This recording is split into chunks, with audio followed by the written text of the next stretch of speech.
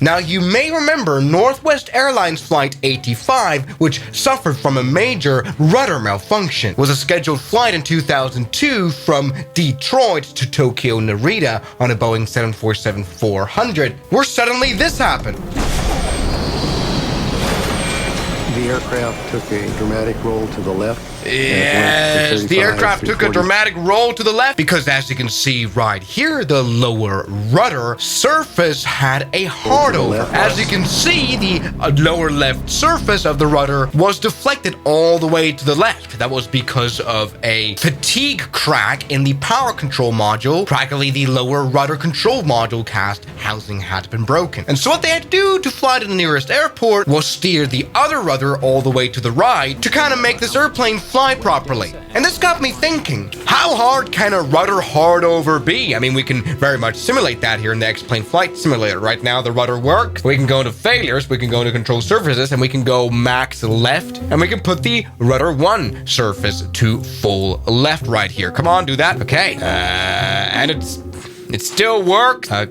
Thank you, Flight Simulator, for letting me down. I mean, the truth of the matter is the real airplane made it down safely because, yes, you only have 50% of your rudder fully turned left, so they could very much steer against it. Keeping in mind, though, that the whole vertical stabilizer might just fall off because of fatigue. That's a lot of stress on that vertical tail, but it didn't happen. Plane landed safely. We might want to try it with another airplane. Yeah, how about a Boeing 737, where I think a rudder hardover would be very bad because it's all just one big rudder surface. So let's do this. Control surface, max left. Come on, let's do it. Yes, now it is really max left. I'm trying to steer.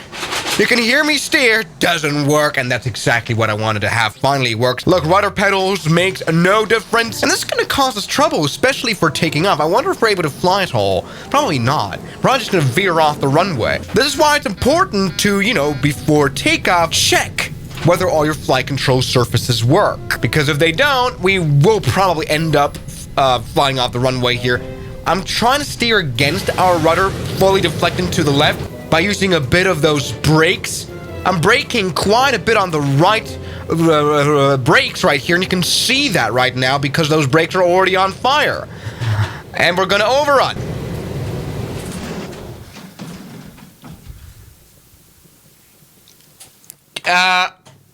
We might want to spawn in midair.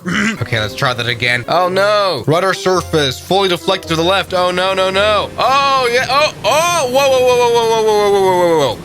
All right, we have to very much steer against that with our ailerons. We have to practically completely deflect ailerons to the right, and we're gonna do that by getting some trim in there. Yes. We can kind of steer against this, and now we're kind of looking at a drifting airplane. It's almost as though we are flying with an immense amount of crosswind, or as if the second engine was on and the left one was failed. November, contact Switzerland control. Let's see if the autopilot still works and if it's able to cope with this problem, because that's something that didn't work in the real case. The autopilot could not fly the airplane. Instead, the pilots had to push against the airplane to keep it flying right. Shut up. And so they would have to rotate a lot here as pilots because that's a lot of pressure on your foot. Either way, right here, talking about pressure, we keep having to steer. Not even the aileron trim is enough to cope against this, but this airplane flies relatively well. Once again, something we are not simulating, though, is the fatigue on the vertical stabilizer. I mean, you might remember American Airlines Flight 587, where it was a 767 that lost its entire vertical stabilizer because the first officer put too much stress on the rudder. And that's something that probably maybe would actually just happen here right now as well. I do kind of wonder, is this able to fly still?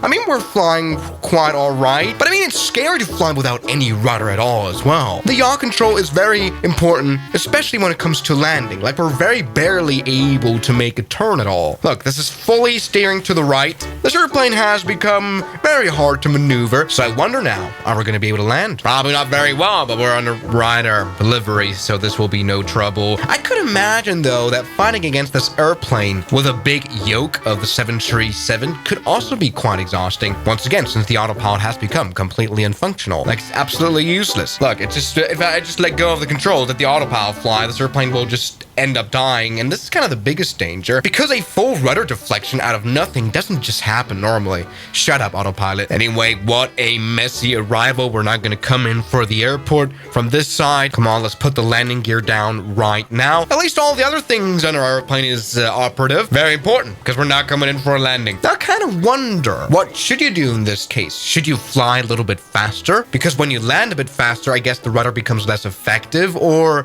land a little bit slower. Because there's a bit of a difference between crashing at 200 knots and crashing at 130.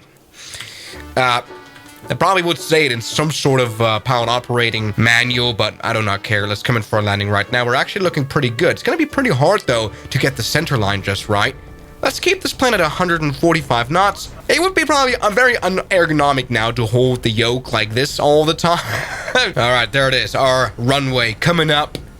Full-on rudder deflection, and as you can see, as we slow down, our drift becomes crazier and crazier. We might just have a wing strike or an engine strike or both, or you might die. Okay. I actually wanted to use the rudder now. Doesn't really work. Doesn't really do anything. All right, well, it's fine. Come on, let's land. Okay, runway is right there. This might just work out well. I can't do anything against this. Help! I've touched down in grass. Luckily, there's not a concrete barrier here, but we can use reverse thrust to slow down. It's genuinely impossible to hit the center line properly, especially at a low flare speed. And there we go, we've lost it. Congratulations. Look, presumably you're at cruise flight. You're at, like, what, 31,000 feet, and you're drinking some lunch and eating some coffee. The autopilot is on, not knowing anything, and then suddenly you have your rudder surface malfunction like this. Apply changes. Yes, look, and then you very much bank and you very much die, and now we are upside down. We might be able to save it. We might be able to save it. We might be able to save it. We might not be able to. We are unable to save it, especially because we can't steer against this now. Oh wow, we're falling out of. Oh wow, we're spiraling out of the sky, and I cannot do anything. And we've G'd. We have literally crashed. Now, there is a reason why we're using the 737 for this, because this has happened in real life twice. The famous 737-200 rudder issues, which happened in the early 90s. 2 crashes, loss of control due to rudder hardover. Something that, if is not expected, can be very deadly. Look, here is the rudder hardover, and then you could see just what happened to us, but at a very much lower flight as well. What the hell is this? The pilots wonder as they spiral down to the ground, very sadly. The only way to prevent a crash in a rudder hardover is to know that it's there. It's a very uncommon thing to happen, and so you very much not expect it at all. I mean, the pilot of the Northwest Airlines Flight 85 thought it was an engine failure at first. Now, the reason for those crashes in the 737 were a result of a design flaw. The rudder of the 737-200 is controlled by the PCU, a single hydraulic power control unit, which had a dual servo valve in it, which directs the hydraulic fluid in order to move the rudder. Problem was, in those aircraft that crashed, the PCU malfunctioned, which is why the FAA ordered that the servo valves should be replaced on all the 737s by 2002. Nowadays, this won't happen again for sure, or at least it's highly unlikely to, but it is very scary if it does happen. Oh, no. Oh, now I actually expected it, and I don't know what to do. You need quite a lot of speed in order for this plane not to crash that. So thank you guys so much for watching today's little video, and I'll see you guys in the next one. As always, good night.